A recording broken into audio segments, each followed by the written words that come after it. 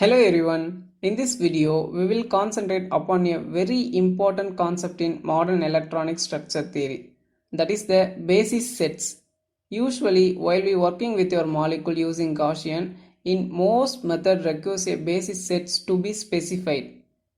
If no basis set keyword are included in the root section, a default basis set will used. You can notice that even though if you do not specify a basis set, it adds a default basis set, that is STO3G. So it is very important for us to know some details for why we need these basis sets. This will be discussed briefly in this video lecture. Okay, let us understand the basis set with a simple definition. We know that atoms are associated with atomic orbitals. The atomic orbitals are described by the atom-centered functions.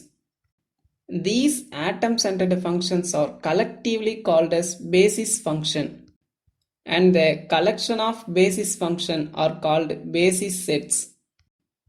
In quantum chemistry, the basis set understood as follows.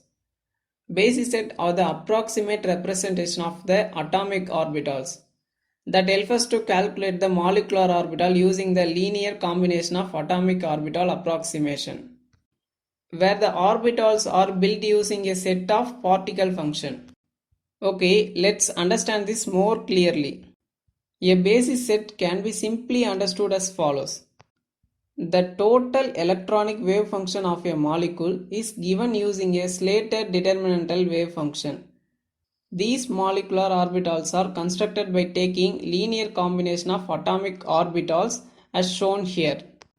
So, by taking a linear combination of atomic orbital, we can form a slated determinantal wave function. This slated determinantal wave function, we can get information about the total electronic wave function of the molecule.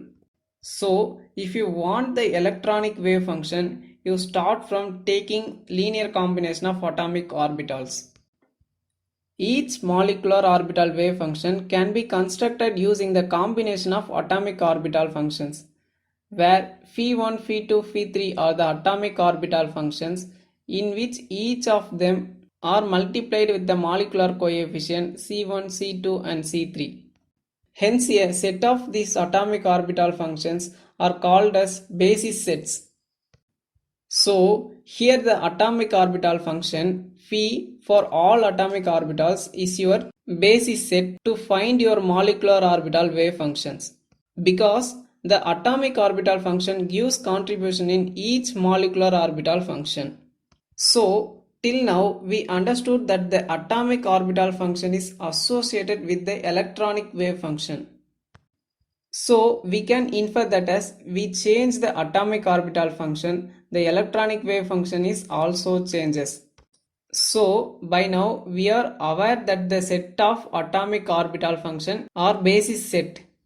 So the choice of basis set is very important in the calculating electronic wave function, which are obtained from the atomic orbital function. Okay, let us understand the mathematical conversion involved in basis set for the calculation. Basis sets converts partial differential equation to algebraic equation, because we already know that the computer can understand the algebraic form of expression only.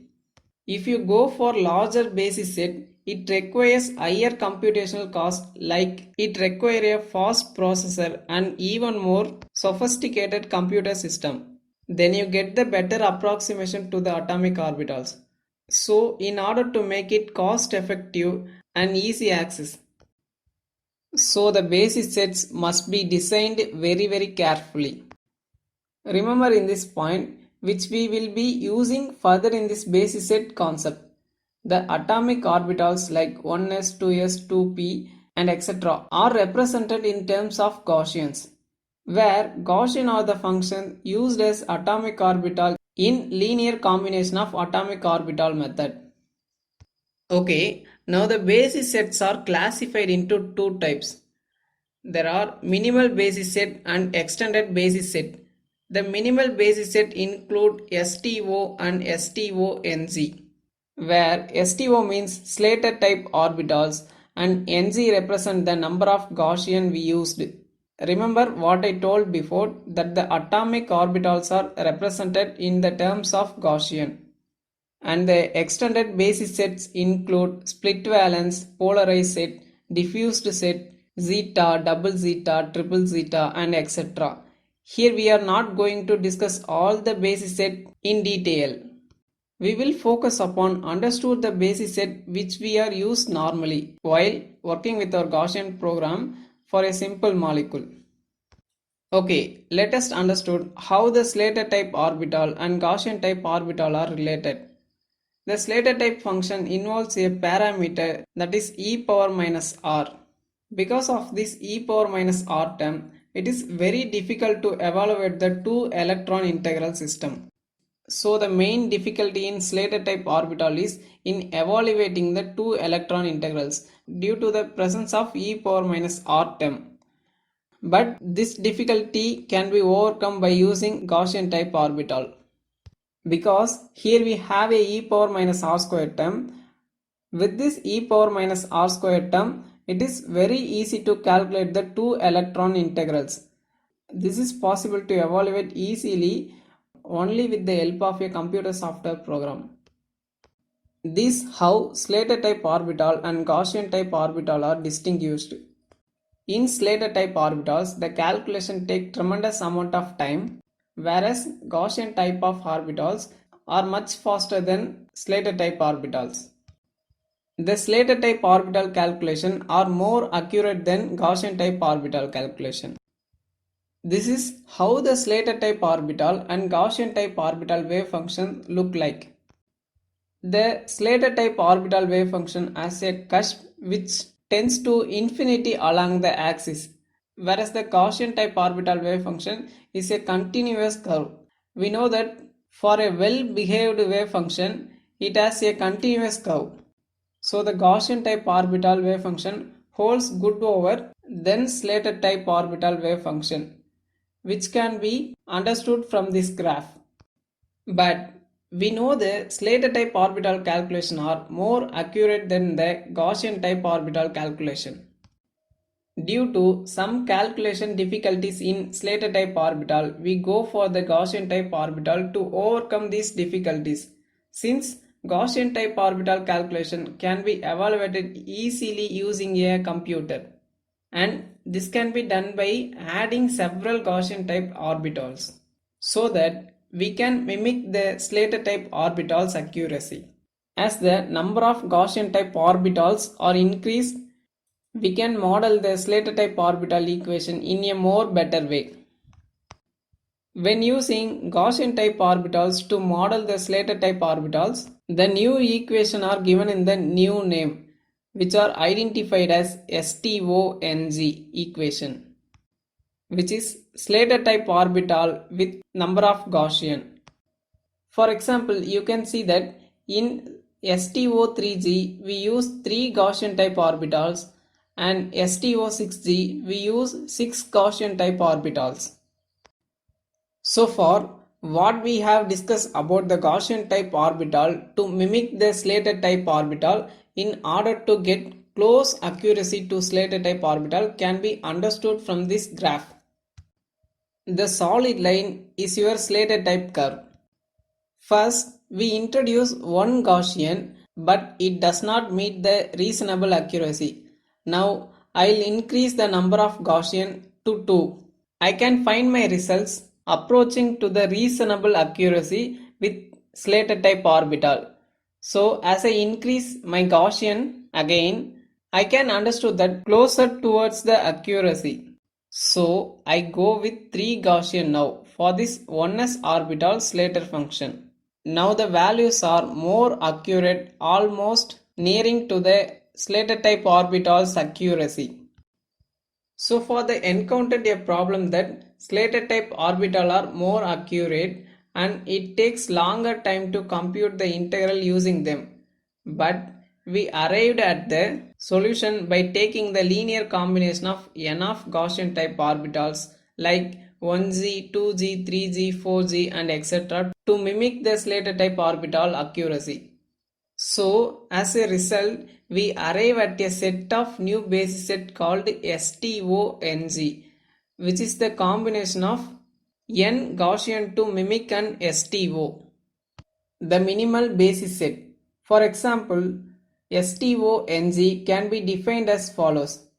The minimal basis set contains the minimum number of basis function to accommodate all the electrons in the atom, which means it even includes the core electron orbitals. For example, hydrogen atom has only one electron in its 1s orbital. One atomic orbital is equal to one Slater type orbital function, and carbon atom has 6 electrons involving the 5 atomic orbitals, which is equal to 5 Slater type orbital functions. Similarly, for sodium, we have a 6 atomic orbital, which is equal to 6 Slater type of orbitals. In chromium, it involves 3d orbitals, which is equal to 5 atomic orbital. And adding the other 10 atomic orbitals, we get 15 atomic orbitals, which correspond to 15 Slater type orbitals function. The basis sets are represented in a particular form which was given by Pople and are called as Pople style basis sets, which include the minimal as well as extended basis sets. We will discuss some of the basis set which are shown here when you work with our web mode to perform Gaussian calculation. Each Pople style basis set has its own meaning. Before going to that, remember this point. Each atomic orbital which contain either core or valence orbitals treat it as a single Slater type orbital. For example, in hydrogen atom, you have only one s orbital. It is equal to one Slater type orbital. But in beryllium, we have 1s and 2s orbitals. So we have two atomic orbitals. So it is equal to two Slater type orbitals. One for 1s and other for 2s. The next point is that consider single Slater type orbital is equal to the combination of 3 Gaussian. Okay, we will discuss STO3G basis sets. We already discussed each atomic orbital is equal to that much of Slater type orbital function. Let's revise once again. Hydrogen has one atomic orbital, so it is equal to one Slater type orbital. And carbon has 5 atomic orbital, and which is equal to the 5 Slater type orbitals, and so on. In the above example, each of the atomic orbital correspond to one Slater type orbital and 3 Gaussian. For example, consider sodium. It has 6 Slater type orbital. We know that one Slater type orbital is equal to 3 Gaussian.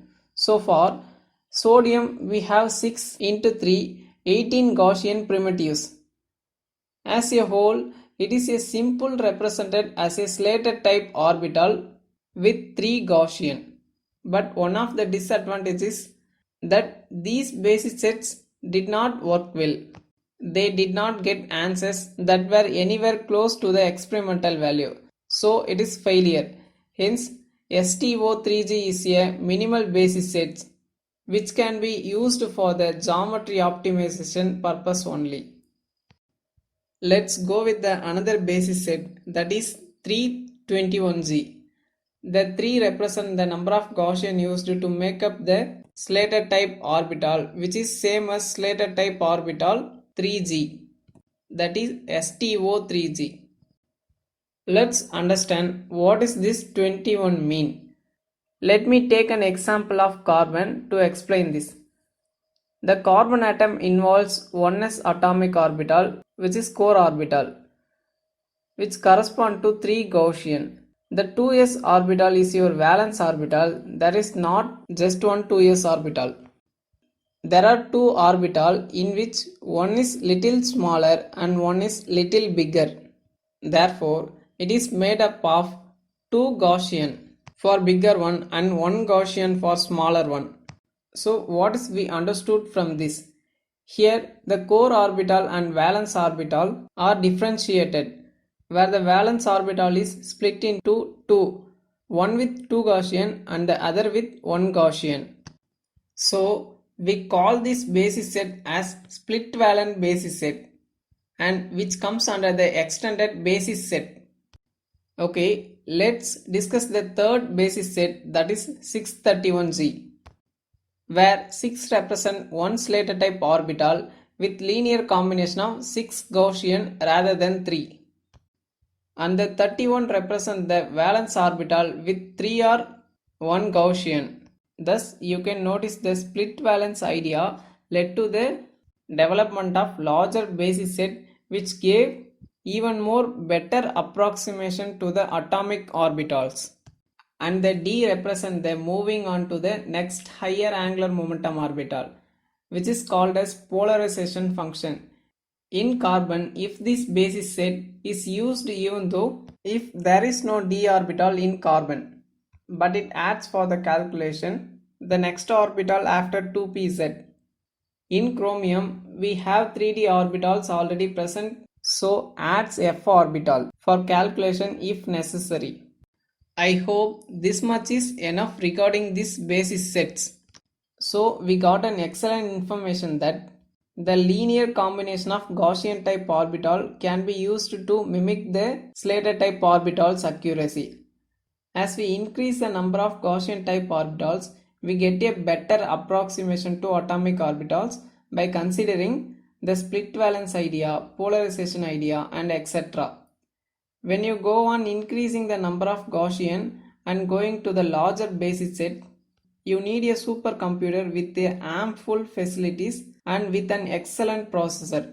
So when you are using a normal computer, your calculation would fail to run or cause some harm to your computer.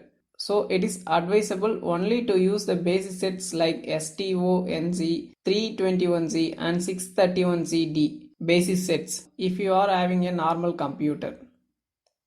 Thank you.